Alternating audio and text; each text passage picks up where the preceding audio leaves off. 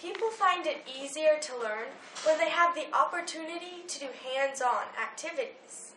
So the first way I would revolutionize higher education would be by making it possible for the students to learn, not just through textbooks and studying, but also by doing some activities.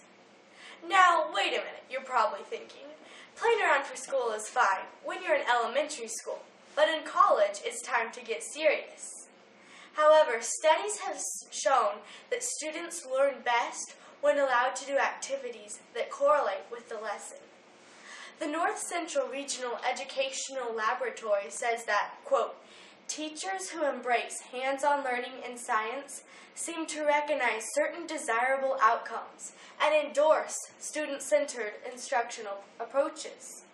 Research has confirmed many of the seemingly intuitive benefits of hands-on learning, and has also documented a variety of unanticipated benefits. But what effects of hands-on learning are seen by advocates as the most important or valuable? Unquote. One teacher's response to the question is that, quote, students in a hands-on science program will remember the material better, feel a sense of accomplishment when the task is completed, and be able to transfer that experience easier to other learning situations.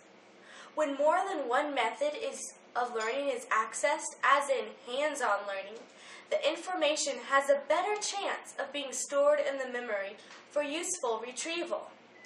Students who have difficulty in the learning arena for reasons of ESL barriers, auditory deficiencies, or behavioral interference can be found to be on task more often because they are part of the learning process and not just spectators.